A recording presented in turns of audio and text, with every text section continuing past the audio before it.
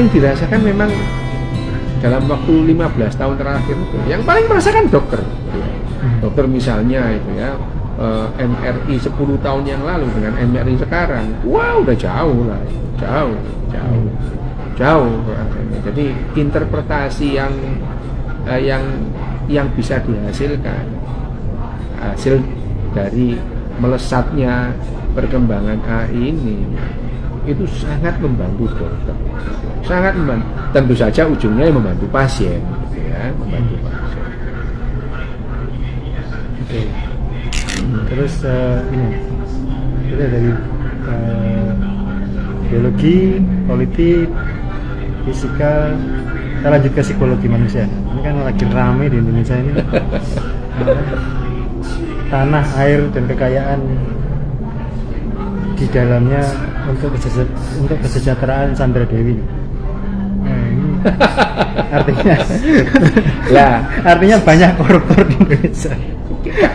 Itu sebetulnya ya, kalau kita berbicara mengenai psikologi, bahwa kita ya itu adalah konsekuensi logis dari berkembangnya dari manusia yang pemburu pengumpul gitu, terus kemudian masuk dalam masyarakat pertanian gitu ya, agriculture.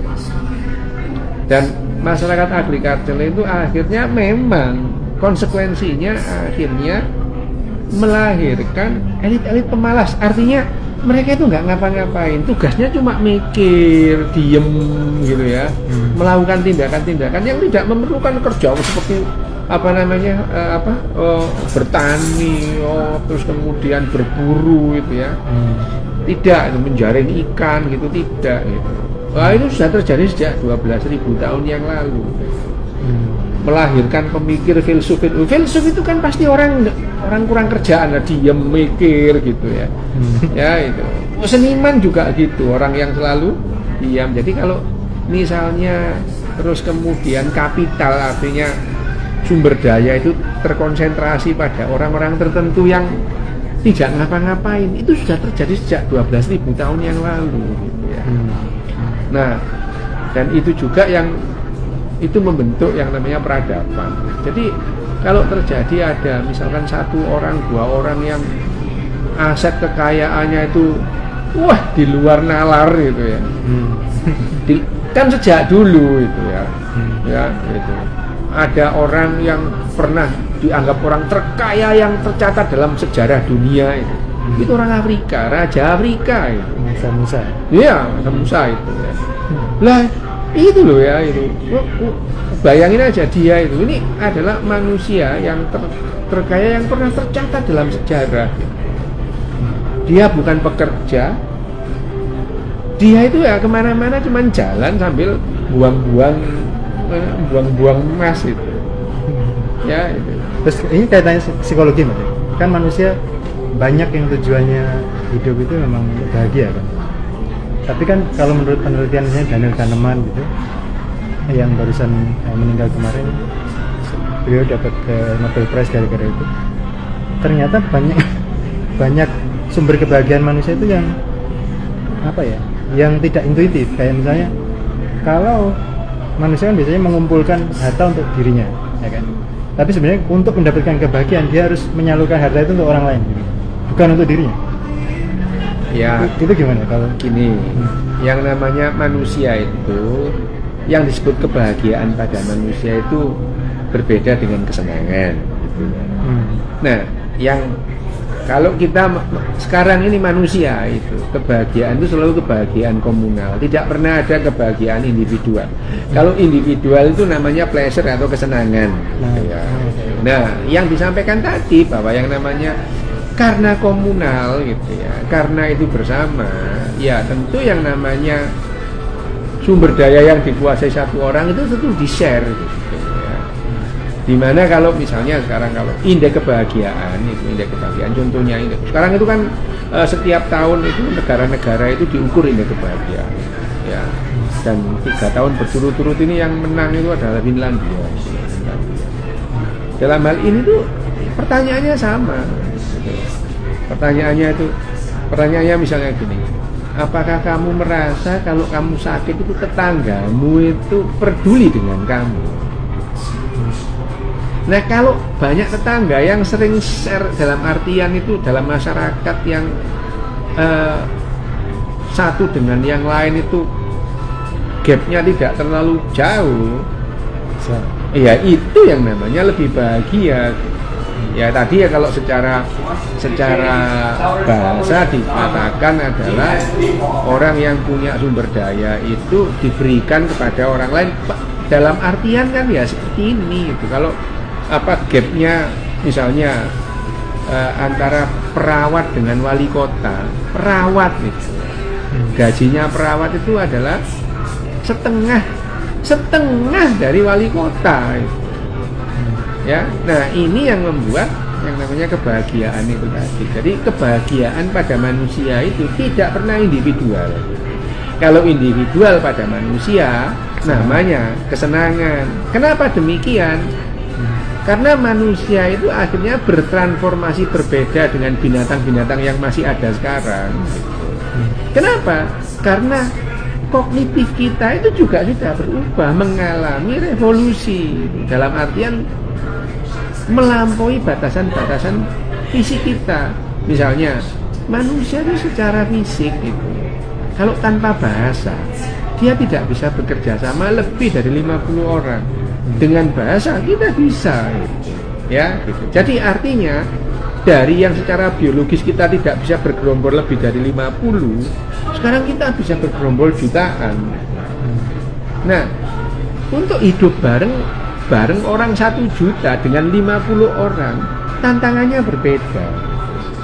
Jadi ini yang perlu didengarkan oleh para koruptor di Indonesia. Kalau Anda uangnya banyak dari hasil korupsi, itu kesenangan, bukan kebahagiaan. Ya. Kalau kebahagiaan untuk seluruh rakyat Indonesia. Nah, sekali lagi, kebahagiaan itu memerlukan kalori, dalam hal ini memerlukan biaya yang lebih tinggi.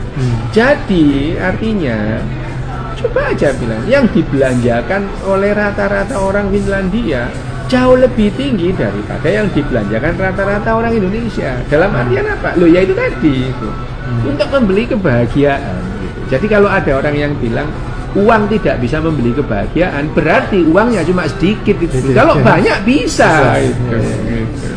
Jadi sebenarnya tugas negara itu memberikan atau memberi kesempatan untuk warga negara punya uang sebanyak-banyaknya. Ya, itu adalah uang sebanyak-banyaknya itu uang sebanyak-banyaknya itu diakses oleh setiap warga gitu ya. Bukan hanya individu tertentu. Nah, bukan hanya koruptor-koruptor aja. Nah, itu. Jadi ya, makanya misalnya kalau ditanya apa yang membedakan? Jadi rata-rata orang Finlandia itu mengkonsumsi kalori lebih banyak daripada rata-rata orang Indonesia gitu. Loh, kalori itu bukan hanya makanan itu. Ini kita live gini ini kalori itu karena ada listrik di situ gitu ya. Ada penerangan yang di sini nih kalori semua itu. Ya, jadi kita jalan pakai mobil itu juga kalori gitu. Jadi rata-rata orang Finlandia atau Denmark itu rata-rata mengkonsumsi kalori lebih banyak setiap harinya ketimbang negara-negara yang tidak bahagia. Jadi dalam hari ini mereka membeli kebahagiaan. Jadi uang bisa membeli kebahagiaan kalau uangnya banyak, kalau sedikit memang nggak bisa. Ini balik ke penelitian Daniel Kahneman lagi. Kalau menurut dia, memang uang itu bisa memberi kebahagiaan, tapi hanya sampai taraf tertentu kan. Dalam arti, kalau kebanyakan, tapi tidak punya ambisi tertentu untuk ya melakukan sesuatu apapun itu, malah kebingungan sendiri. Bagaimana Pak? Ya tadi, kalau kemudian gapnya terlalu banyak, terlalu luas, gitu, terlalu jauh, terus kemudian satu orang itu sampai nimbun triliunan di bankernya, terus atau di account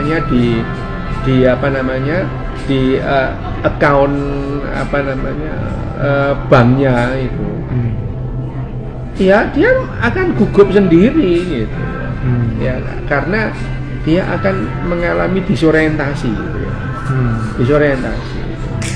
Nah, itu tidak akan terjadi kalau kemudian semangat kebersamaan, semangat kerjasama dalam satu kelompok itu tinggi. Ya. Jadi yang namanya apa tadi itu? Apa namanya konsekuensi logis atau akibat dari masyarakat yang bahagia itu, mereka itu bekerja sama lebih bagus daripada yang tidak bahagia. Jadi ini sebetulnya berkorelasi meskipun bukan hubungan sebab akibat ya, berkorelasi itu. Berkorelasi bahwa masyarakat yang bahagia itu akan membuahkan atau menghasilkan masyarakat yang bisa bekerja sama. Masyarakat yang bekerja sama, mereka akan bekerja lebih efektif dan lebih efisien gitu. Jadi ini berkorelasi itu, bukan sebab akibat ya, bukan sebab akibat. Jadi yang disampaikan Daniel Kahneman tadi sebenarnya bukan hubungan sebab akibat, itu berkorelasi gitu. Nah, apakah kemudian orang yang tidak bahagia itu cenderung tidak bisa kerjasama? Iya, gitu. Gampangannya apa? Di negara-negara bahagia itu jam kerja seminggunya itu rendah, gitu. Karena bisa dia bekerja sama lebih efektif, lebih efisien. Jam 3 sore sudah duduk-duduk nongkrong semua di bistro gitu ya, macam bistro belakang kita ini, nongkrong duduk, tidak ada yang dia kerjakan lagi, habis sudah ngobrol-ngobrol nggak jelas, ngobrol-ngobrol sampai malam gitu ya, besok kerja lagi gitu ya. Itu karena mereka bisa bekerja secara efisien dan efektif. Nah, di negara yang tidak bahagia sampai jam 11 malam, wah dia masih di kantor, ditelepon sama bosnya, buka laptopnya jam 12 malam, jam 1 malam. Nah, itu menandakan bahwa yang nggak bisa bekerja sama dengan bagus. Kalau kerja sama dengan bagus, bisa bekerja secara efektif dan efisien. Nah, itu salah satu contohnya. Ini berkorelasi. Gitu. Oke, ini psikologi manusia memang ini ya, complicated ya. Nah, kalau khusus untuk Indonesia gitu kan, apakah lebih cenderung mengejar ketertinggalan ekonomi atau lebih bagus cenderung menjadi negara seperti Bhutan? Gini, bentar ya, sekali lagi ini disclaimer lagi. Saya tidak pernah mengatakan bahwa Finlandia lebih bagus dari Indonesia, tidak. Saya juga tidak pernah mengatakan bahwa Indonesia itu kalah bagus sama yang namanya Jepang, tidak gitu. Indonesia dan Jepang berbeda aja, sekedar berbeda. Bedanya apa? Jepang itu tertib, Indonesia enggak gitu. Itu bedanya gitu ya. Finlandia tidak lebih bagus dari Indonesia, cuma beda aja. Bedanya apa? Finlandia bahagia, Indonesia tidak gitu. Apakah manusia harus bahagia? Enggak harus gitu. Enggak harus gitu. Apakah manusia harus tertib? Enggak harus gitu ya. Seperti binatang-binatang yang lain gitu. Ya, kecoa itu enggak tertib sama sekali kecoa itu. Tapi dia itu bisa bertahan 250 juta tahun lebih dalam panggung kehidupan di bumi gitu ya. Jangan-jangan ini ya, orang-orang yang bahagia itu malah punah lebih cepat. Loh, siapa tahu, enggak tahu gitu ya. Saya tidak pernah mengatakan bahagia itu lebih bagus dari tidak bahagia. Tapi kalau saya disuruh milih, saya milih bahagia. Kalau situ milih nggak bahagia, ya terserah situ, hidup situ.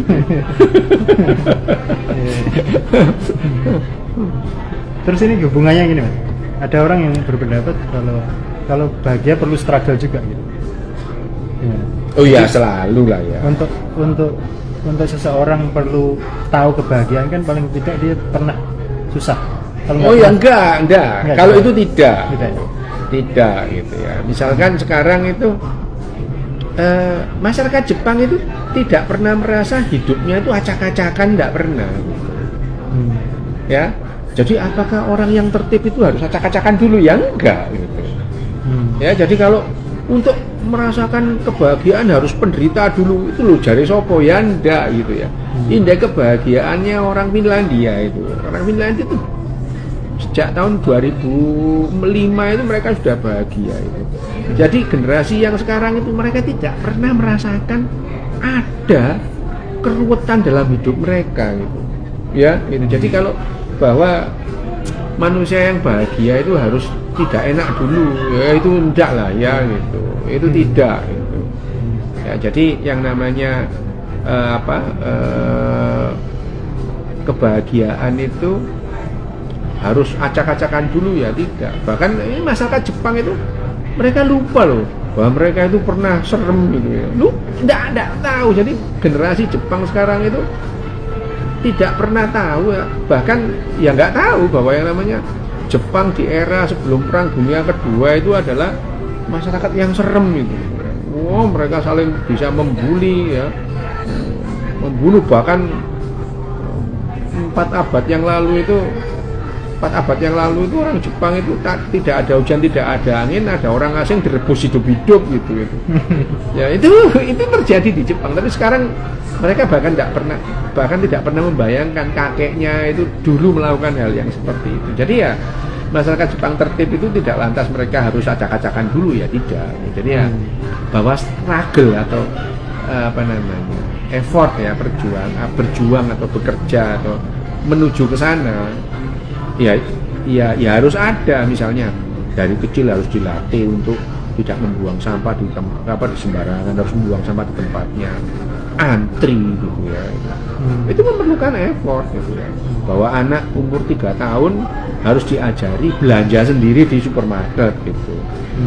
Dan itu adalah effort. Semua masyarakat Jepang, warga negara Jepang harus melawan itu. Semua warga Jepang, semua misalnya di rumah sakit itu, di rumah sakit bidan, perawat, dokter itu, effortnya sama. Pada saat ibu itu melahirkan diberitahu memperlakukan anaknya di rumah bagaimana. Lalu itu effort, itu struggle. Untuk apa? Ya tetap mempertahankan ini kebahagiaan pada level yang tinggi.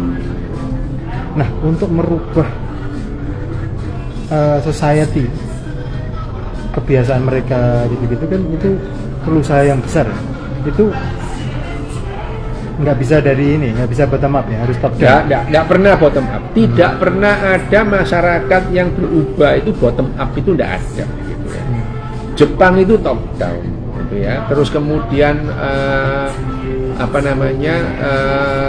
negara-negara Skandinavia itu juga top down. Top down. Dirubah semua kebiasaannya itu, diubah secara radikal gitu. Nah itu yang namanya revolusi mental itu betul-betul yang dilakukan oleh negara-negara Skandinavia. Itu mereka betul-betul mengalami revolusi mental. Dengan apa? Itu tadi, dengan latihan pendidikan dan pengasuhan yang berbeda. Dan itu top down, dari atas ke bawah. Nih harus berubah gitu. Himbauan itu gitu ya. Himbauan itu tidak akan menghasilkan apa-apa. Himbauan membuang sampah nggak ada. Himbauan ayo kita tertib lalu lintas nggak ada, nggak akan berhasil gitu ya. Tapi kalau itu dilatih dari top, semua harus latihan gitu. Semua harus latihan. Orang tua, anak-anak latihan untuk membuang sampah gitu. Nah itu akan menghasilkan. Ya, karena dari trajektori banyak negara kan, misalnya Jepang punya Meiji, Korea Selatan punya Gender Park, Cina punya Cheng Shopping, Malaysia punya Mahathir, Singapura punya Lee Kuan Yew gitu-gitu. Indonesia ini belum punya. Lu ya punya, cuman arahnya beda. Ya kalau gini loh ya, itu kita pernah punya pemimpin ya, mulai dari Soekarno, Soeharto lah ya, terus kemudian digantikan. Ya sekedar beda aja, beda. Ya, trajektorinya itu beda. Bahwa pemimpin-pemimpin itu mempunyai karakteristik sendiri lah, iya gitu. Ya membandingkan satu pemimpin dengan pemimpin lain, misalnya Mahathir dengan misalnya Presiden Pak Soeharto gitu. Ya memang beda gitu ya. Memang beda. Tapi kalau dibilang bahwa Jepang jadi seperti sekarang ini, itu ya nggak gampang gitu. Meiji itu berdarah-darah loh, Meiji itu ya gitu. Wah itu pertempuran antar shogun gara-gara Meiji itu juga berdarah-darah gitu. Nah kok kebetulan yang namanya Jepang itu kalah Perang Dunia II gitu. Itu kebetulan itu ya. Itu kebetulan.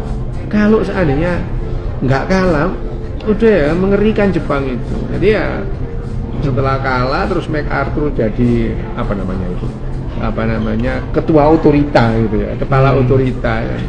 Dan MacArthur itu berjasa itu, mengimplementasikan ide Meiji gitu ya. Sehingga masyarakat Jepang itu tidak mati gaya gitu. Jadi mereka itu ini dari Meiji gitu ya, dari Tenno mereka, Tenno gitu. Jadi ya kebetulan aja gitu. Negara-negara Skandinavia juga kebetulan gitu ya. Mereka itu akhir tahun 90-an itu sepakat ayo kita niru yuk, kita niru gayanya orang Perancis gitu. Cara-caranya mengasuh, mendidik gitu. Lah kok yang dilalah gitu ya. Yang dihasilkan itu remarkable gitu ya. Dalam nggak perlu waktu yang lama gitu. Hanya perlu waktu 12 tahun. Penjara-penjara di Oslo itu jadi kosong, di Norwegia jadi kosong. Dalam berapa tahun aja? 12 tahun. Hanya 12 tahun. Hanya 12 tahun. Satu generasi. 12 tahun. Nggak sampai satu generasi. Itu penjara Norwegia jadi kosong. Nah sekarang kalau kita kepingin seperti Norwegia, ya niru caranya Norwegia gitu. Bukan niru caranya Afghanistan. Kalau kepingin tidak harus seperti Norwegia, tidak harus gitu. Jadi Afghanistan juga tidak apa-apa gitu, tapi harus menerima konsekuensinya gitu aja. Oke. Ini dari sisi psikologi sudah, kita bicara agama. Ini kan Lee Kuan Yew dulu pernah ngomong kalau ada beberapa agama itu yang susah untuk diajak maju. Itu intrinsik semua agama atau tidak? Gini loh ya, maju atau tidaknya sebuah trajektori tadi itu ya tergantung orangnya, tergantung masyarakatnya. Ada masyarakat yang maju itu based on nilai-nilai yang dipegang oleh agamanya, ya. Jadi ada masyarakat yang merasa kemajuan itu didasarkan, wah ini loh masyarakatku ini sekarang 90% pakai jilbab misalnya, lu ini dinilai sebagai kemajuan gitu. Jadi sekali lagi yang namanya kemajuan itu karena kemajuan itu nilai gitu ya. Jadi ya kita akan mendapatkan paradok gitu ya. Nilai satu ya dengan nilai yang lain. Kalau Lee Kuan Yew mengatakan bahwa agama itu sulit diajak maju, lah itu kemajuan menurut ukurannya Lee Kuan Yew itu ya. Itu menurut ukurannya Lee Kuan Yew gitu. Jadi kalau misalkan masyarakatnya itu maju dalam bidang agama atau religiusitas, lah memang tujuannya berbeda kok gitu ya. Ya, Lee Kuan Yew itu mengatakan bahwa agama-agama itu sulit diajak maju kalau kemajuannya itu ngikuti modelnya Lee Kuan Yew gitu ya. Gitu ya. Jadi ya agama ya memang begitu gitu. Agama terus kemudian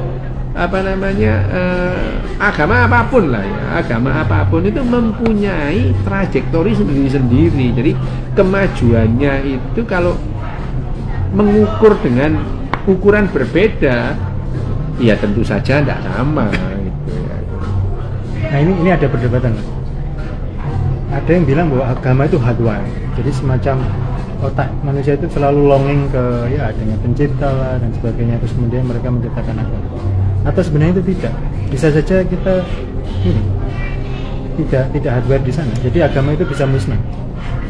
Disebut hardwire itu kan gini ya, hardwire itu kan otak kita itu misalnya memahami revolusi kognitif itu. Kita sekarang kita memahami perubahan antara dari masyarakat pemburu pengumpul ke masyarakat pertanian. Itu nenek moyang kita gagap, kita tidak. Sekarang ini loh ya, itu kita enggak. Sama saja dengan agama itu. Kalau ditanya, agama itu penting enggak bagi kehidupan kita? Faktanya, agama itu bertahan sampai sekarang berarti penting gitu. Itu bertahan kok gitu ya. Agama itu loh bertahan sampai sekarang. Artinya dalam perjalanan kehidupan manusia, loh agama itu penting gitu. Untuk apa? Untuk menggerakkan roda ekonomi, untuk ngatur orang lain, itu bukan untuk ngatur diri sendiri ya, ngatur orang lain, untuk mengendalikan orang lain, ya untuk mengarahkan peradaban gitu ya. Ya bukan membuat orang baik menjadi orang jahat menjadi baik, bukan, tapi untuk mengarahkan. Jadi kan karena pada faktanya agama itu bertahan selama ribuan tahun, berarti agama ini penting gitu. Itu yang namanya hardwire gitu ya. Artinya otak kita itu akrab dengan hal-hal yang demikian.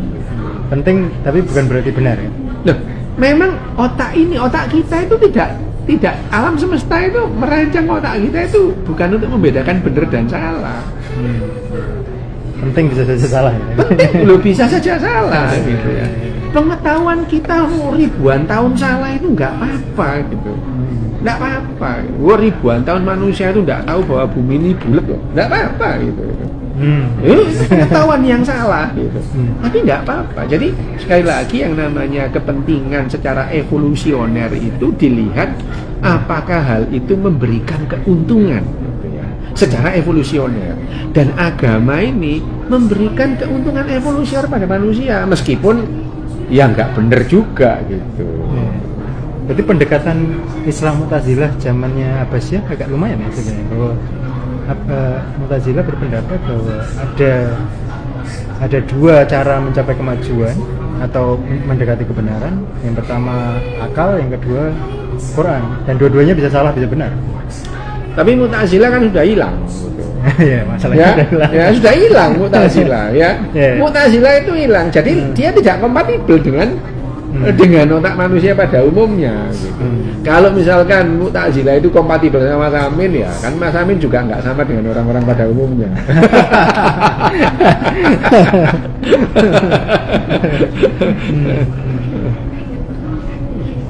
Terus kalau misalnya masalah statistik ya, semakin negara itu beragama, semakin nggak maju dia. Itu gimana? Gini ya, sekali lagi kemajuan itu ukurannya apa gitu. Oh ya benar ya, kemajuan itu ukuran apa.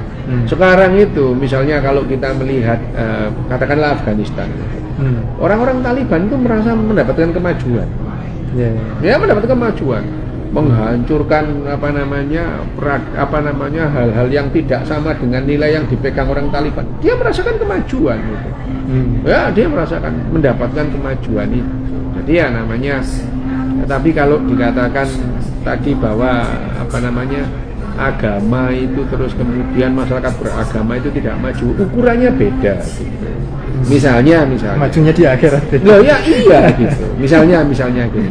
Indeks kebahagiaan gitu ya. Makin religius masyarakat gitu.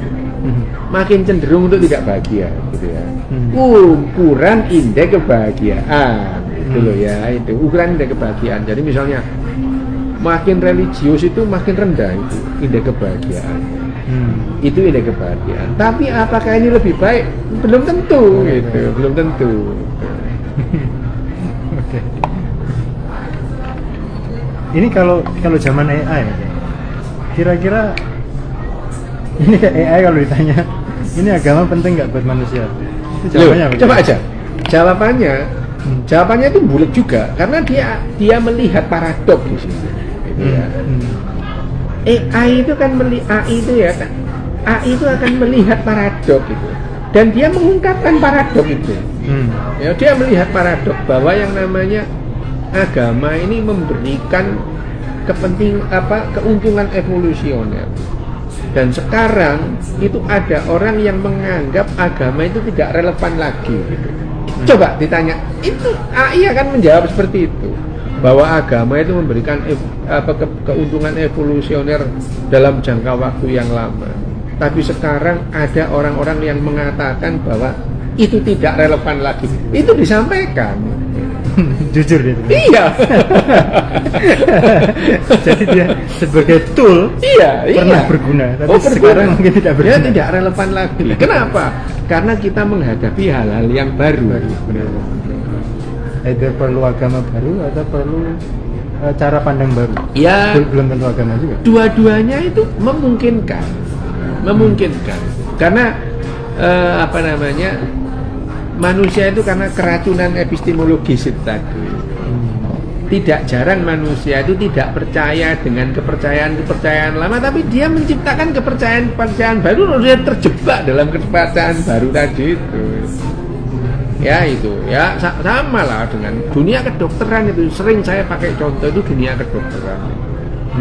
Bapak kedokteran itu kan, yang dokter-dokter itu bersumpah menurut dia itu Hippocrates itu dia itu mengikis kepercayaan lama, takhayul lama itu. Dia mengatakan bahwa kalau kita sakit, yang bermasalah adalah tubuh kita, bukan karena penunggu pohon marah, penunggu langit marah, atau penunggu gunung marah, nggak ada hubungannya. Kalau kita sakit, yang bermasalah adalah tubuh kita, gitu ya.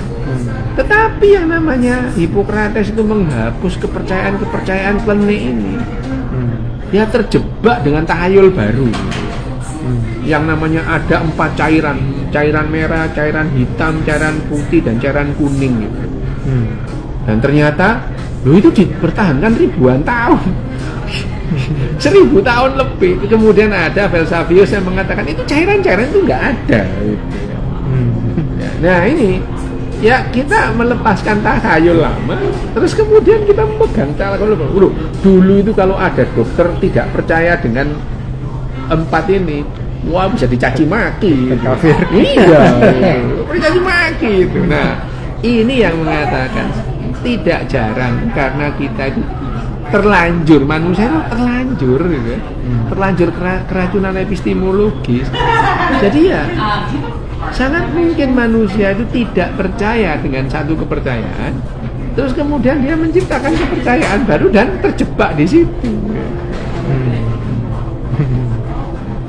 Terus ini kita coba membahas AI lebih lanjut ya.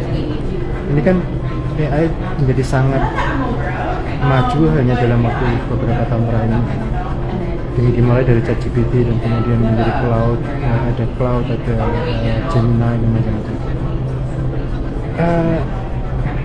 Kita sudah membahas ini 2 hari ini. kita itu 2 hari ini ketemu sama Mas Amin tuh nyamperi saya, nyamperi di rumah sakit gitu. Jadi kalau ada waktu senggang kita ngobrol di di warung kopi gitu.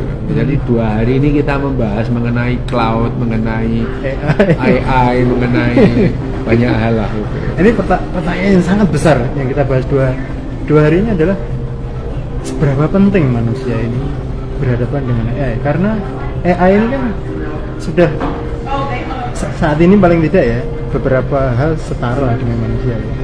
Kalau AI ini nantinya lebih pintar dari manusia, apakah kita menjadi orang kedua AI atau AI harus tetap menjadi orang kedua kita?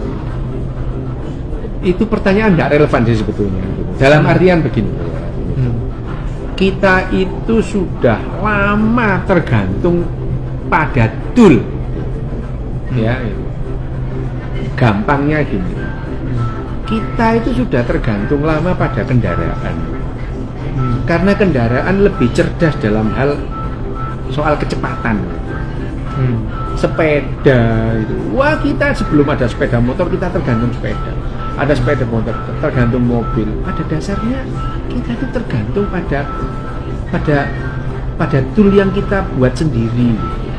Kacamata itu, siapa orang yang pernah merasa tergantung kacamata? Kan tidak itu. Ini adalah tool yang membantu kita gitu. Sudah lama kita kalah cepet ngitung sama kalkulator gitu. Kalah gitu. Kalah loh. Bahwa ada anak yang disuruh belajar mental aritmetika gimana pun tetap kalah sama kalkulatornya penjual tahu. Ya. Dan mana sih kita merasa terancam sama kalkulator? Kan tidak gitu ya. Hal yang sama dengan artificial intelligence ini. Ya, pada suatu saat lebih pinter. Emang kenapa gitu? Orang memang akhirnya kendaraan itu jauh lebih cepat pada manusia. Toh kita bisa akrab sama mobil, sama sama sepeda motor itu tanpa merasa terancam. Mereka itu mengambil pekerjaan kita. Dan kalaupun nanti itu ada pekerjaan-pekerjaan, ini gini ya contohnya ya, dulu itu misalkan becak atau rickshaw ya, itu dipancal oleh orang gitu. Begitu ada becak motor, tukang becaknya kan tidak merasa terancam. Tukang becak nggak merasa terancam itu. Nah, sama dengan nanti dokter. Nanti kalau artificial intelligence menggantikan dokter kenapa? Lah emang kenapa? Ya nggak apa-apa gitu. Manusia masih bisa mencari pekerjaan yang lain gitu. Termasuk dengan pertanyaan itu, kalau artificial intelligence menggantikan manusia dan manusia punah gimana? Lah nggak apa-apa. Lah manusia punah itu loh. Tanpa ada artificial intelligence manusia juga akan punah kok gitu ya. Manusia ini loh dulu pernah nggak ada. Jadi kalau suatu saat nggak ada lagi, emang kenapa? Itu nggak usah baper. Nah ini yang 2 hari ini saya agak beda sama Mas Rio. Kalau saya masih menganggap bahwa keberlangsungan manusia ini masih penting untuk dipertahankan. Tapi kalau menurut Mas Rio, asal kecerdasannya berjalan padanya apa aja nggak masalah. Ya nggak ada masalah gitu. Saya pikir dua-duanya benar, tapi ya apa namanya, memang pertanyaannya sefilosofis itu. Apakah kita memang sepenting itu ya? Sebenarnya kan nggak penting. Ya, nggak penting lah manusia. Dalam ini ya, dalam misalnya jam kosmos ini loh ya, jam kosmos ini. Manusia itu kan baru ada 350.000 tahun yang lalu. Dari 13,7 miliar tahun kosmos ini. Lah ya kok kita merasa penting itu loh kan apa sih gitu ya. Kita ini loh baru ada itu. Terus kemudian kita itu bukan satu-satunya manusia loh. Kita ini bukan satu-satunya manusia. Kita pernah hidup dengan 6 manusia lain gitu. Pernah. Ada kita pernah hidup bareng sama namanya Homo erectus yang lebih dulu ada 2 juta tahun lebih dulu ya. Kita pernah bareng sama Denisovan, Luzonensis. Terus kemudian kita pernah bareng sama apa namanya Neanderthal gitu ya. Lu bareng gitu. Cuman kan karena mereka punah kita merasa satu-satunya manusia loh kan ya geblek ya. Oke. Ini masalah AI kita lanjutkan ke AI yang ada hubungannya sama kimia dan teknologi juga ya. Ini kan kalau misalnya ke depan ada mesin yang namanya nano universal assembly. Jadi kalau semua barang ini terbuat dari atom. Kalau atom ini bisa dicaharkan sampai ke dasarnya dan kita bisa ceritakan apapun yang kita inginkan. Ini kan berarti apa ya? Manufacturing sudah mulai hilang dan kemudian industri sudah jauh sama sekali berbeda dari yang ada sekarang. Makanan bisa diciptakan sesukanya, komponen-komponen bisa diciptakan sesukanya. Itu kalau yang untuk itu seberapa lama? Karena energinya akan cukup besar. Ya, kalau seberapa lama itu ya kita tidak akan bisa jawab lah. Tidak ada lah orang yang bisa meramal apa yang terjadi 10 tahun lagi itu kan. Tapi bahwa yang namanya alam semesta itu punya seleranya sendiri ya iya gitu ya. Nggak usah jauh-jauh lah ya. 10 tahun yang lalu kita mundur 2014. 2014 kita mundur ya 2014 tahun 2014 itu yang namanya ojek online itu atau apa namanya taksi online itu. Wah itu digeruduk lah sama yang namanya ojek dan taksi yang namanya tradisional. Wah rame gitu ya. Nah sekarang taksi tradisional sudah online juga. Jadi yang ditakutkan dulu sekarang semua orang melakukan. Karena apa? Memberikan keuntungan pada manusia. Bahwa itu memerlukan energi lebih besar, iya. Karena energi lebih besar adalah konsekuensi dari menurunkan entropi. Memerlukan energi lebih besar. Nah, sekarang itu isunya adalah bagaimana kita menghimpun energi sebesar-besarnya untuk menurunkan entropi secara bersama-sama. Itu ya gitu.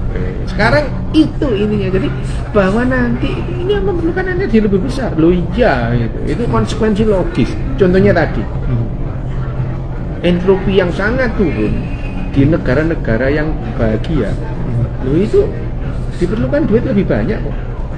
Artinya energi yang diperlukan, kalori yang dikonsumsi jauh lebih banyak gitu. Nah, dari mana kita mengumpulkan kalori? Lah ya itu tantangannya gitu. Gimana kita bisa mendapatkan kalori sebesar itu? Berarti kalau misalnya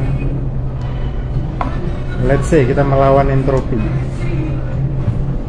sebisa-bisanya ini mungkin hanya ya nggak sementara ya, nggak bisa terlalu panjang kalau dalam skala kosmos. Iyalah. Iya. Itu sudah konsekuensi lah. Manusia itu satu spesies dari spesies yang banyak ini, gitu ya. Sejauh sejarah ini, manusia yang bisa bertahan lama itu Homo erectus 2 juta tahun. Ya, Homo erectus kita baru ada 350.000 tahun. Jadi ya kalau kita itu punah, ya sudah lah punah aja. Ya itu. Tapi kalau saya belum ikhlas. Kalau punah tapi belum tahu semesta ini apa. Gitu. Sekarang bayangin aja lah ya, namanya alam semesta ini loh ya. Manusia itu kan loh, satu spesies dari miliaran spesies yang pernah merangkak di muka bumi gitu ya. Merangkak di muka bumi. Suatu saat punah ya punah, tapi sekarang kita punya kesempatan. Meskipun manusia punah, kita tetap ada. Itu kita punya kesempatan.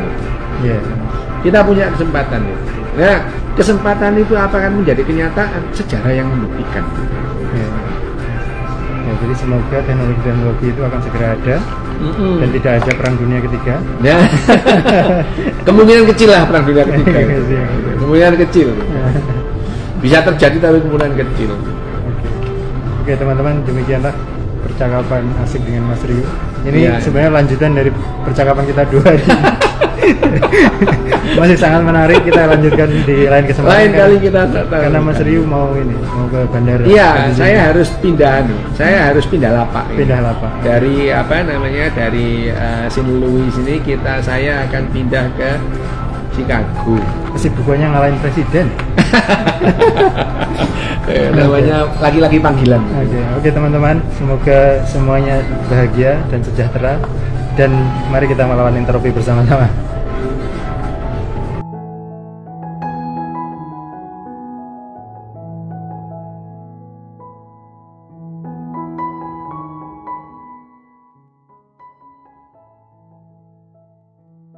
Buku Sihir Realitas karya Richard Dawkins. Dinarasikan ulang oleh Jendela Ilmu. Bab 4. Segala sesuatu itu terbuat dari apa? Pada zaman Ratu Victoria, salah satu buku favorit anak-anak adalah Book of Nonsense karya Edward Lear. Selain syair burung hantu dan kucing, yang mungkin Anda tahu karena masih terkenal, keluarga Jumbly, dan si Poble yang tak berjari kaki, saya suka resep-resep di penghujung buku. Resep Crumboblios Cutlet adalah seperti ini. Ambil beberapa iris daging sapi, dan setelah memotong-motongnya menjadi irisan-irisan terkecil yang mungkin, terus potong-potong sampai lebih kecil lagi, 8 atau barangkali 9 kali. Apa yang kita dapat bila kita terus memotong-motong benda menjadi semakin kecil? Peradaban-peradaban kuno di Yunani, Tiongkok, maupun India tampaknya telah mencapai gagasan yang sama bahwa segala sesuatu terbuat dari 4 unsur, udara, air, api, dan tanah. Anggaplah Anda mengambil sepotong sesuatu barang dan memotongnya menjadi 2, menggunakan pisau silet tertipis dan tertajam yang bisa Anda temukan. Kemudian Anda potong menjadi 2, lalu potong lagi masing-masing belahan menjadi 2, dan seterusnya, berulang-ulang. Apakah potongan-potongan itu pada akhirnya menjadi sedemikian kecil sehingga tidak bisa dipotong menjadi lebih kecil lagi? Seberapa tipis ujung pisau silet itu? Seberapa kecil ujung tajam sebatang jarum? Apa nama potongan terkecil yang menyusun segala sesuatu? Namun seorang Yunani kuno, Demokritus, lebih mendekati kebenaran sedikit. Demokritus berpikir bahwa, bila kita memotong-motong sesuatu sampai potongan yang cukup kecil, pada akhirnya kita akan memperoleh potongan yang sedemikian kecil sampai-sampai tidak bisa dipotong lagi. Kata Yunani untuk memotong adalah tomos, dan bila kita tempelkan A di depan kata Yunani itu berarti tidak atau tidak bisa. Maka, atom berarti sesuatu yang terlalu kecil sehingga tidak bisa dipotong lebih kecil lagi. Dan itulah asal kata atom yang kita gunakan. Atom emas adalah potongan terkecil emas yang tidak bisa dipotong lebih kecil lagi. Atom besi adalah potongan terkecil besi yang tidak bisa dipotong lebih kecil lagi. Dan demikian seterusnya kita kini tahu bahwa ada sekitar 100 jenis atom yang berbeda, dan hanya 90 diantaranya dapat ditemukan di alam. Yang lainnya adalah hasil godokan para ilmuwan di laboratorium, namun hanya dalam jumlah kecil. Zat murni yang terdiri hanya dari satu jenis atom disebut unsur, kata yang sama dengan yang dulu digunakan untuk tanah, udara, api, dan air, namun dengan makna yang berbeda. Contoh-contoh unsur adalah hidrogen, oksigen, besi, klorin, tembaga, natrium, emas, karbon, merkuri, dan nitrogen.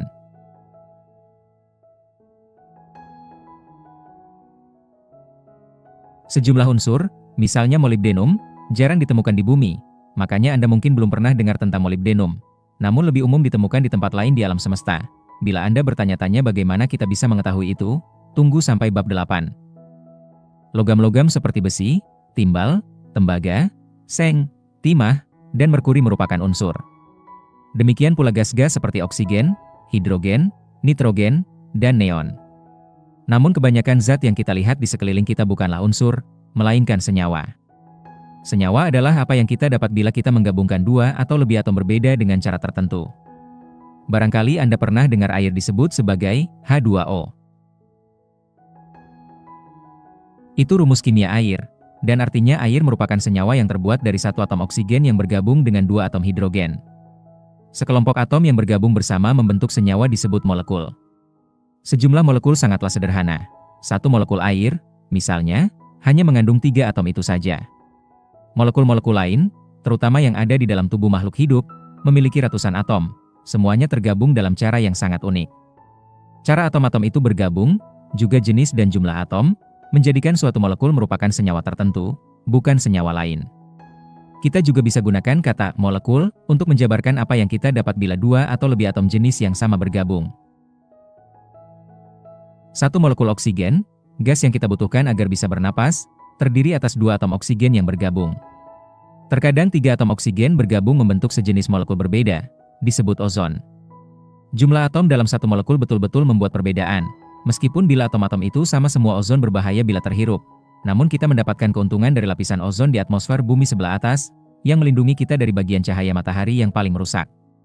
Salah satu alasan orang-orang Australia harus amat berhati-hati sewaktu berjemur adalah ada lubang di lapisan ozon di sebelah selatan bumi. Kristal, atom-atom yang berbaris kristal berlian adalah satu molekul besar, tanpa ukuran tetap, terdiri atas jutaan atom unsur karbon yang tergabung menempel. Semuanya berjejer dengan cara yang sangat unik. Atom-atom itu berjarak sangat teratur di dalam kristal, sehingga Anda bisa bayangkan mereka bagaikan prajurit sedang berbaris, hanya saja mereka berbaris dalam 3 dimensi, seperti kawanan ikan. Namun jumlah ikan dalam kawanan itu, alias jumlah atom karbon dalam kristal berlian terkecil sekalipun, sungguh luar biasa besar, lebih daripada semua ikan, plus semua orang, di dunia.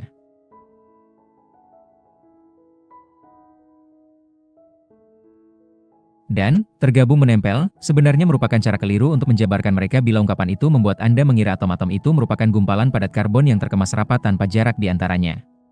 Sebenarnya, seperti yang akan kita lihat, zat yang paling padat terdiri atas ruang kosong. Itu perlu penjelasan lebih lanjut. Nanti saya kembali ke soal itu. Semua kristal dibangun dengan struktur prajurit berbaris yang sama, dengan atom-atom tersusun berjarak teratur dalam pola tertentu yang memberikan bentuk bagi keseluruhan kristal itu. Dan memang itulah yang kita maksudkan dengan kristal. Sejumlah prajurit bisa berbaris dalam lebih daripada satu cara, menghasilkan kristal-kristal yang amat berbeda. Bila berbaris dalam cara tertentu, atom-atom karbon membentuk kristal berlian yang amat sangat keras. Namun bila atom-atom karbon tersusun dalam formasi berbeda, mereka membentuk kristal granit, sedemikian lunak sehingga digunakan sebagai pelumas. Kita menganggap kristal sebagai benda-benda cantik yang transparan, dan kita bahkan menggambarkan benda-benda lain seperti air murni sebagai sebening kristal. Namun sebenarnya sebagian besar benda pada terbuat dari kristal, dan sebagian besar benda pada tidaklah transparan. Segumpal besi terbuat dari banyak sekali kristal mungil yang terkemas rapat. Masing-masing kristal terdiri atas jutaan atom besi, tersusun rapi, bagaikan berbaris, seperti atom-atom karbon dalam kristal berlian.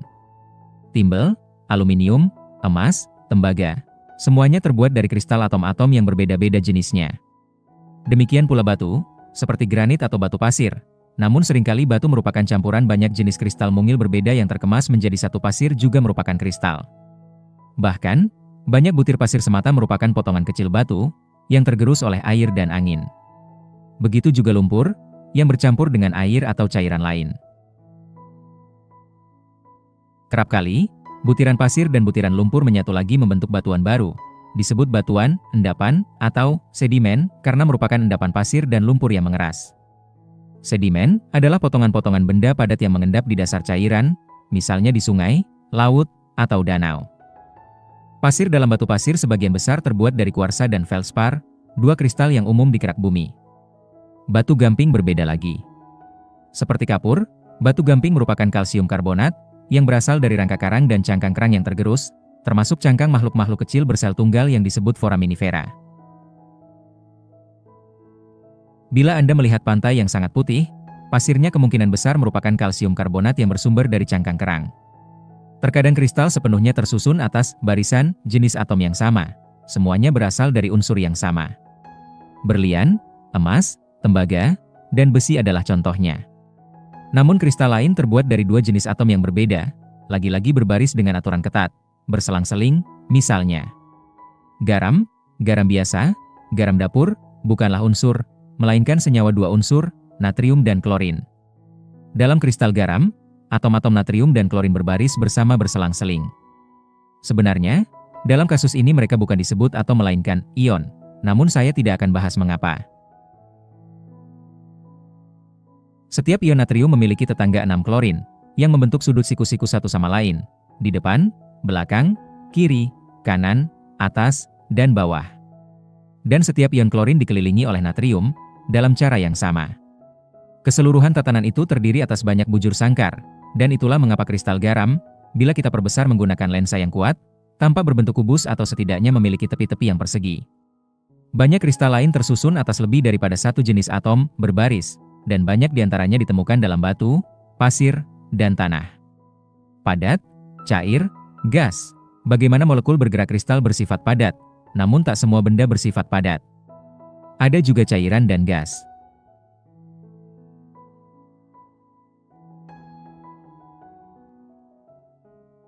Dalam gas, molekul-molekul bukan saling menempel seperti dalam kristal, melainkan melesat bebas di ruang yang tersedia, bergerak dengan lintasan lurus sebagai bola biliar, tapi dalam 3 dimensi, tidak 2 dimensi seperti di meja datar. Mereka melesat ke sana-sini sampai menabrak sesuatu, misalnya molekul lain atau dinding wadah, dan bila itu terjadi, mereka akan mental, lagi-lagi bagai bola biliar. Gas bisa dimampatkan, yang menunjukkan bahwa ada banyak ruang kosong di antara atom-atom dan molekul-molekul gas. Sewaktu Anda memampatkan gas, rasanya bagaikan pegas. Tempatkan jari Anda di ujung selang pompa sepeda, dan rasakan sifat pegas pada gas di dalam pompa sewaktu Anda tekan pendorong pompa. Bila Anda pertahankan jari di sana, sewaktu Anda lepaskan pendorong pompa, jari Anda akan terlontar lepas. Sifat bagaikan pegas yang terasa oleh Anda itu disebut tekanan. Tekanan adalah efek jutaan molekul udara, campuran nitrogen, oksigen, dan beberapa gas lain, dalam pompa yang mendesak pendorong pompa, dan seluruh bagian pompa. Namun pendorong merupakan satu-satunya bagian yang dapat bergerak menanggapi. Pada tekanan tinggi, desakan terjadi dengan laju yang lebih tinggi. Tekanan terjadi bila molekul gas dalam jumlah yang sama terkungkung dalam volume yang lebih kecil. Misalnya, sewaktu Anda menekan pendorong pompa sepeda.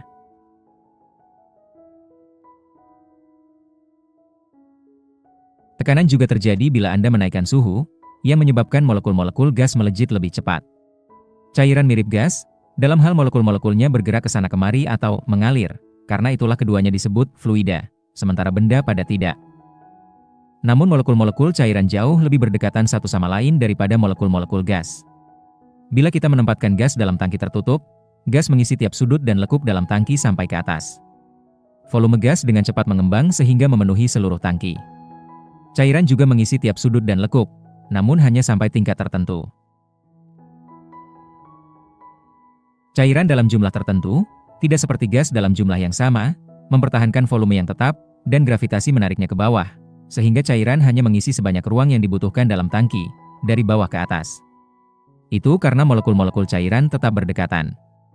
Namun tak seperti molekul-molekul benda padat, molekul-molekul cairan memang meluncur saling melewati, sehingga cairan berperilaku selayaknya fluida. Benda padat bahkan tak mencoba memenuhi ruang tangki, dia mempertahankan bentuk. Itu karena molekul-molekul benda padat tidak meluncur saling melewati seperti molekul-molekul cairan, melainkan tetap berada dalam posisi yang, kira-kira, sama relatif terhadap tetangga-tetangganya. Saya katakan, kira-kira, karena dalam benda padat pun molekul-molekul juga sebenarnya bergerak.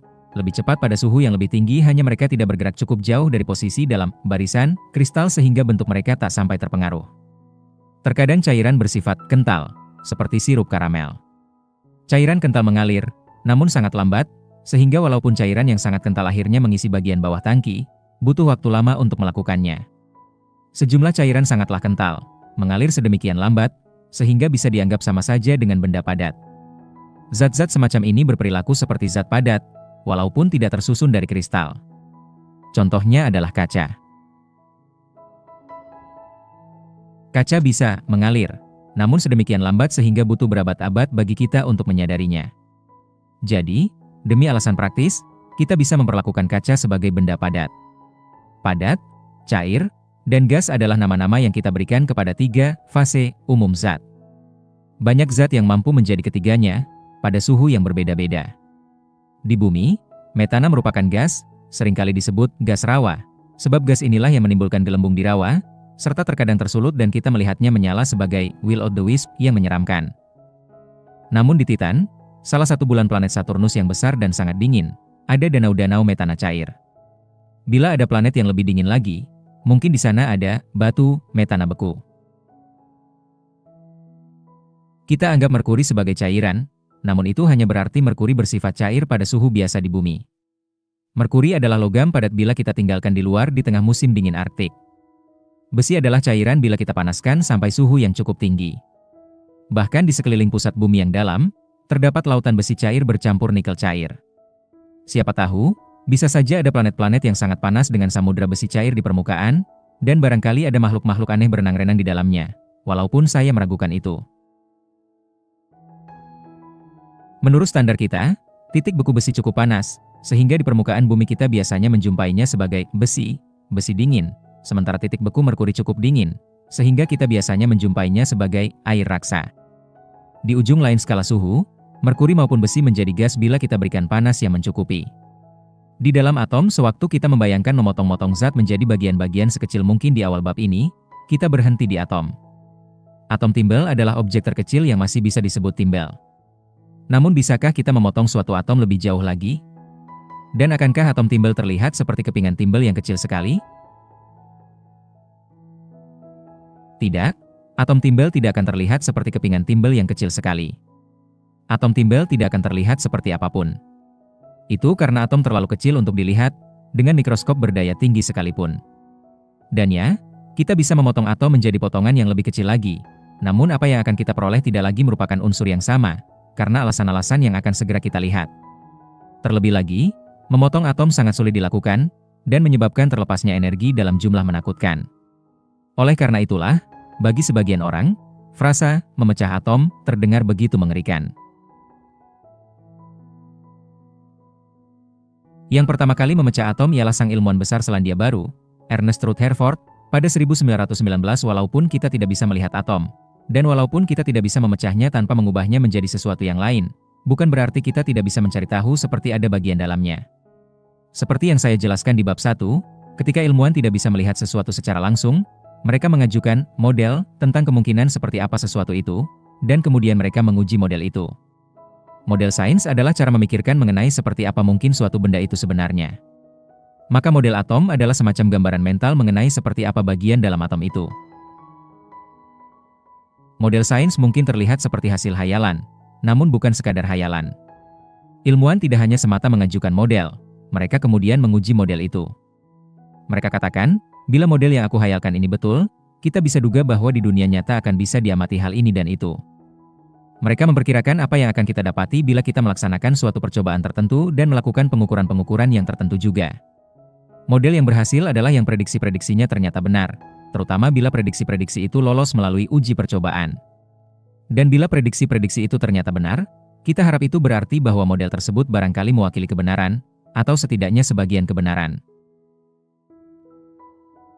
Terkadang prediksi-prediksi itu tidak terbukti benar, sehingga para ilmuwan kembali lagi ke awal dan menyesuaikan model itu, atau merancang model yang baru, dan kemudian mengujinya.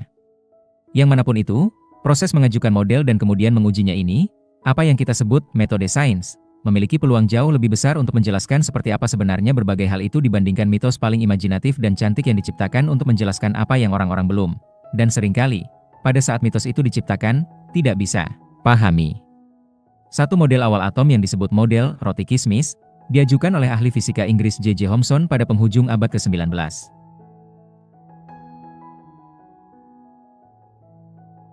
Saya tidak akan jelaskan karena model tersebut sudah digantikan oleh model Rutherford yang lebih berhasil. Yang pertama kali diajukan oleh Ernest Rutherford yang juga memecah atom, yang datang dari Selandia Baru ke Inggris untuk bekerja sebagai mahasiswa Thomson dan mewarisi kedudukan Thomson sebagai profesor fisika di Cambridge. Model Rutherford, yang nantinya dipertajam oleh mahasiswa Rutherford, ahli fisika Denmark Niels Bohr yang banyak dielu-elukan, memperlakukan atom sebagai tata surya miniatur yang mungil. Ada inti di tengah atom, tempat sebagian besar zat berada. Dan ada zarah-zarah mungil yang disebut elektron yang melejit mengelilingi inti dalam orbit. Walaupun istilah orbit mungkin menyesatkan karena bisa membuat Anda berpikir bahwa elektron bagaikan planet mengorbiti matahari. Sebab elektron bukanlah suatu benda bulat kecil yang berada di tempat yang pasti. Salah satu hal mengejutkan mengenai model Rutherford-Bohr, yang barangkali mencerminkan kebenaran sejati, adalah jarak antara satu inti dan inti tetangganya sangatlah besar dibandingkan dengan ukuran inti, bahkan dalam gumpalan keras zat padat seperti berlian. Inti-inti atom berjarak sangat jauh satu sama lain. Inilah poin yang saya janji akan bahas secara lebih mendalam. Ingatkah bahwa saya mengatakan bahwa kristal berlian adalah molekul raksasa yang terbuat dari atom-atom karbon yang bagaikan prajurit berbaris, namun berbaris dalam 3 dimensi? Nah, kita sekarang bisa memperbaiki model kristal berlian kita dengan memberinya skala, yaitu memberi kesan mengenai sebesar apa ukuran dan jarak di dalamnya. Anggap inti setiap atom karbon dalam kristal bukan sebagai seorang prajurit melainkan sebagai satu bola sepak, dengan elektron-elektron dalam orbit di sekelilingnya. Pada skala ini, bola sepak yang bersebelahan langsung dalam berlian akan berjarak lebih daripada 15 km jauhnya. Dalam jarak 15 km di antara dua bola sepak itulah terdapat elektron-elektron dalam orbit di sekeliling inti atom. Namun setiap elektron, di skala bola sepak kita, jauh lebih kecil daripada lalat, dan lalat-lalat miniatur ini sendiri beberapa kilometer jauhnya dari bola sepak yang mereka kitari. Jadi Anda bisa lihat bahwa, secara menakjubkan, bahkan berlian yang keras sekalipun nyaris sepenuhnya merupakan ruang kosong. Hal yang sama juga berlaku bagi semua batu, tidak peduli seberapapun keras dan padatnya. Itu juga berlaku bagi besi dan timbel. Bagi kayu terkeras pun juga demikian. Begitu juga bagi saya dan Anda. Saya telah katakan bahwa zat pada tersusun dari atom-atom yang terkemas menyatu. Namun, terkemas menjadi agak aneh di sini artinya karena atom-atom itu sendiri sebagian besar merupakan ruang kosong. Inti atom-atom terpisah-pisah sedemikian jauh sehingga, bila inti atom dibuat menjadi seukuran bola sepak, sepasang inti atom akan terpisah 15 km jauhnya dengan hanya segelintir lalat di antaranya. Bagaimana bisa begitu? Bila batu nyari seluruhnya merupakan ruang kosong, dengan titik-titik zat yang terserak-serak bagaikan bola sepak yang terpisah jarak beberapa kilometer dari tetangga-tetangga terdekatnya, bagaimana bisa batu demikian keras dan padat? Mengapa batu tidak runtuh seperti rumah-rumahan dari kartu sewaktu kita mendudukinya? Mengapa kita tidak bisa melihat menembusnya? Bila dinding dan saya sama-sama sebagian besar merupakan ruang kosong, mengapa saya tidak bisa berjalan menembus dinding? Sebenarnya, ada sebuah kisah agak lucu mengenai seorang prajurit senior Amerika bernama Jenderal Stubblebine yang betul-betul mencoba melakukan hal itu. Ini kisahnya, yang sudah pernah saya kutip di salah satu buku saya sebelumnya. Ini adalah kisah sejati. Saat itu musim panas 1983. Mayor Jenderal Albert Stubblebine III sedang duduk di belakang mejanya di Arlington, Virginia, dan dia menatap nanar dindingnya, tempat berbagai penghargaan militernya digantungkan. Semua adalah bukti karirnya yang panjang dan cemerlang. Dia adalah Kepala Intelijen Angkatan Darat Amerika Serikat, dengan 16.000 prajurit di bawah komandonya. Dia menatap melewati penghargaan-penghargaannya, ke dinding itu sendiri. Ada sesuatu yang dia rasa harus dia lakukan meskipun pikiran tentang hal itu membuatnya ngeri. Dia memikirkan soal pilihan yang harus dia ambil. Dia bisa saja tetap di kantornya atau dia bisa pergi ke kantor di sebelah. Itulah pilihannya. Dan dia telah melakukannya. Dia akan pergi ke kantor sebelah. Dia berdiri, bergerak meninggalkan mejanya, dan mulai berjalan.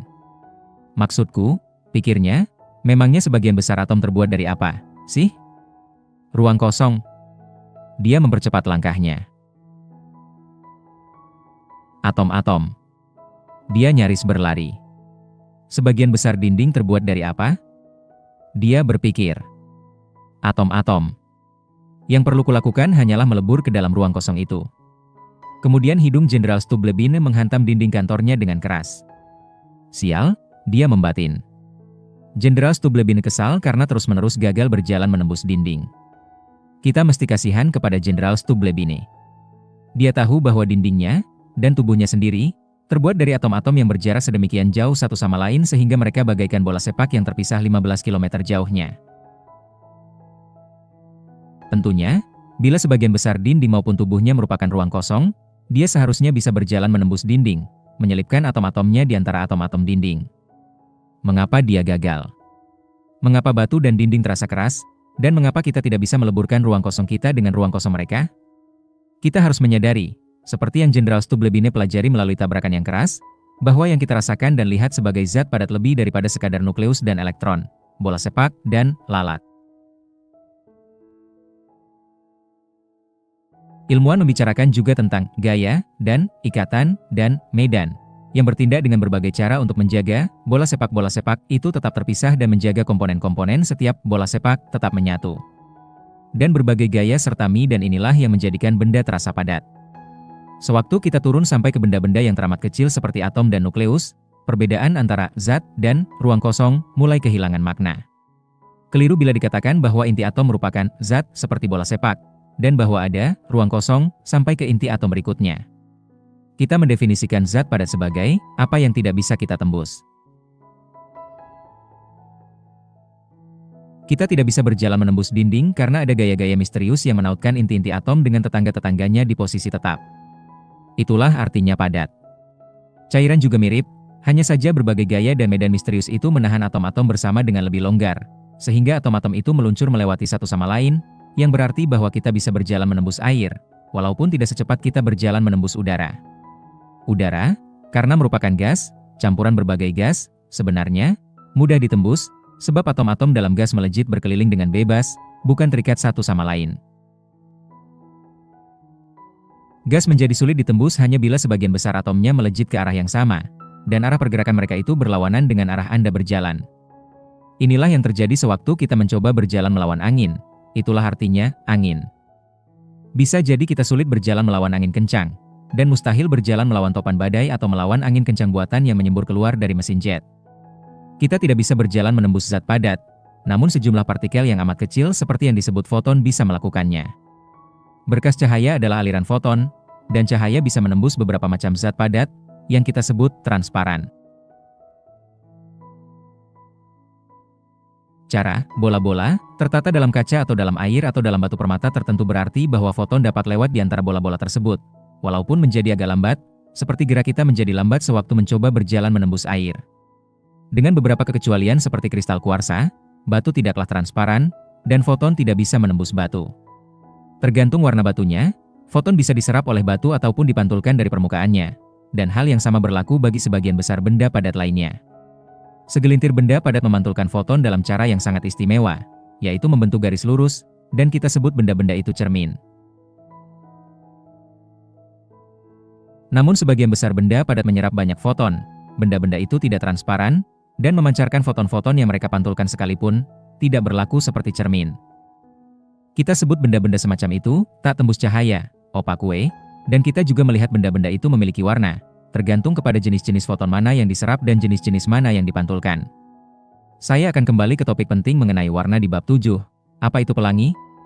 Sementara itu, kita perlu mengerucutkan pandangan kita ke arah yang teramat kecil, dan menengok tepat ke dalam inti atom, bola sepak, itu sendiri. Benda terkecil inti atom tidak betul-betul seperti bola sepak. Itu hanya model kasar. Yang jelas inti atom tidak bulat seperti bola sepak. Bahkan tidak jelas apakah kita bisa sebut inti atom sebagai memiliki bentuk. Barangkali kata bentuk itu sendiri, seperti kata padat, kehilangan segenap makna di ukuran yang sangat kecil. Dan yang sedang kita omongkan itu sangat-sangatlah kecil. Titik di ujung kalimat ini mengandung sekitar 1 juta atom tinta cetak. Setiap inti atom mengandung zarah-zarah yang lebih kecil, disebut proton dan neutron. Anda juga bisa pikirkan mereka sebagai bola, jika Anda mau, namun seperti inti atom, mereka itu sebetulnya bukan bola. Proton dan neutron ukurannya kira-kira sama. Mereka sangat-sangatlah kecil, namun meskipun demikian masih 1000 kali lebih besar daripada elektron, lalat, dalam orbit di sekeliling nukleus. Perbedaan utama antara proton dan neutron adalah bahwa proton memiliki muatan listrik. Elektron juga bermuatan listrik, berlawanan dengan muatan proton. Kita tidak perlu repotkan apa sebenarnya arti muatan listrik di sini. Neutron tidak bermuatan. Karena elektron sangat-sangat-sangatlah kecil, sedangkan proton dan neutron hanya sangat-sangat kecil, maka massa atom boleh dikata hanya berasal dari proton dan neutronnya. Apa arti massa? Ya, Anda bisa bayangkan massa itu sebagai semacam bobot, dan Anda bisa mengukurnya menggunakan satuan yang sama dengan bobot, gram atau pon.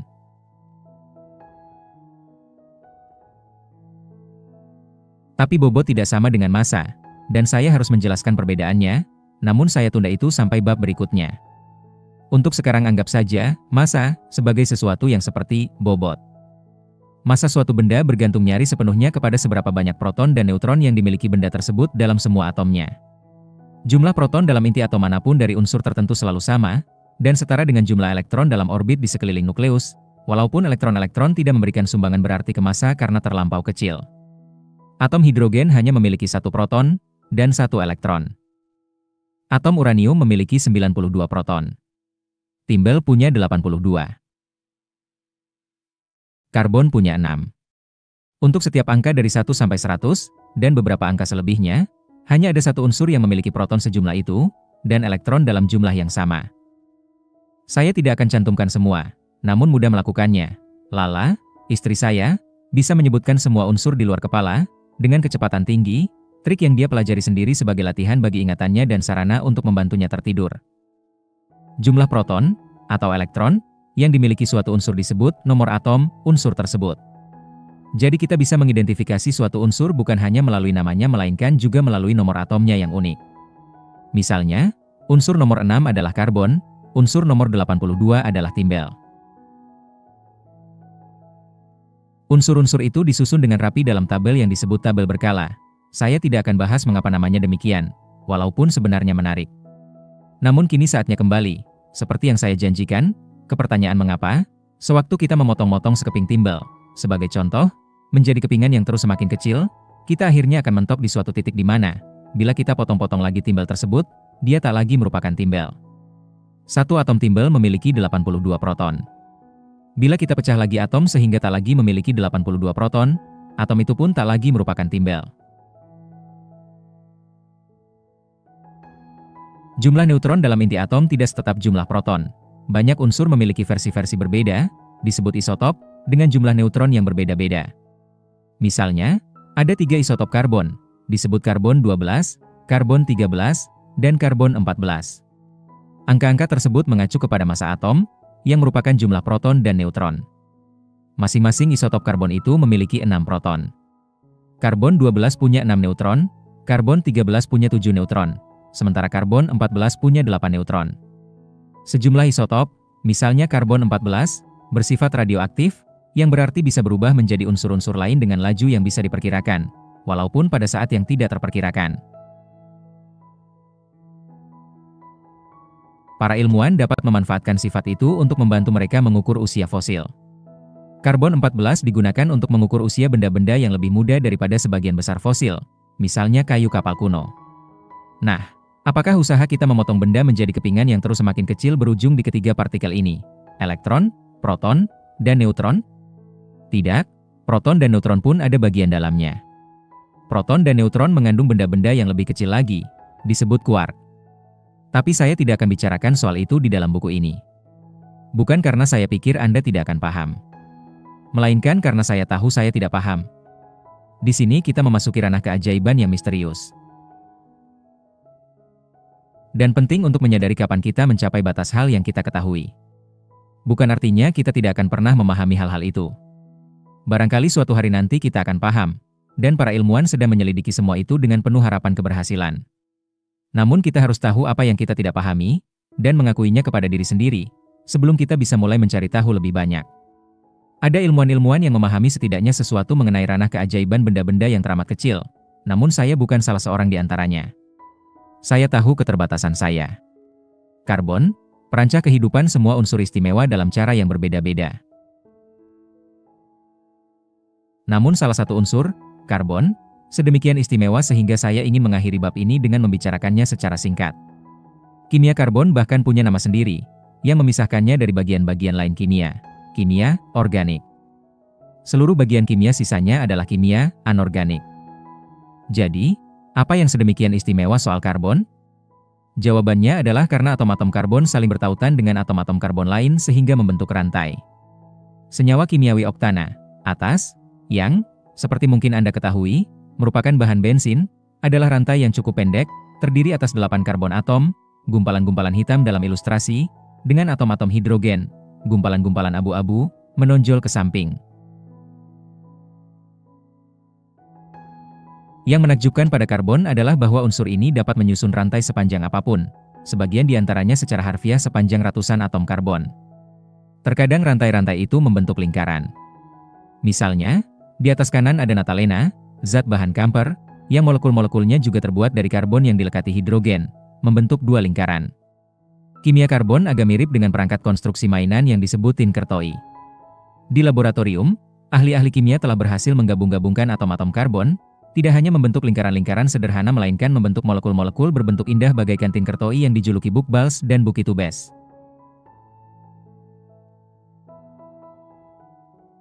Bucky adalah nama panggilan Buckminster Fuller, arsitek masyhur Amerika yang menciptakan kubah geodesik. Kita bisa lihat hubungannya bila kita tengok gambar di bawah. Buchbals dan Buckytubes yang dibuat para ilmuwan merupakan molekul buatan. Keduanya menunjukkan cara menggabung-gabungkan atom karbon menjadi struktur-struktur seperti perancah yang besarnya bisa tak terbatas. Belum lama ini diumumkan kabar menarik bahwa Buchbals telah terdeteksi di antariksa, dalam debu yang mengambang dekat satu bintang yang jauh.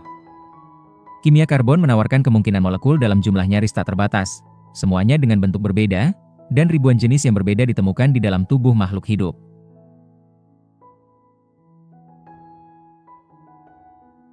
Di atas ada molekul sangat besar yang disebut myoglobin, yang ditemukan dalam jumlah jutaan di dalam semua otot kita. Ilustrasinya tidak menunjukkan satu persatu atom, hanya ikatan-ikatan yang menghubungkan mereka. Tidak semua atom dalam myoglobin adalah atom karbon, namun atom-atom karbonlah yang bergabung dalam struktur-struktur perancah mirip Tinkertoy yang menarik itu. Dan itulah yang betul-betul memungkinkan adanya kehidupan.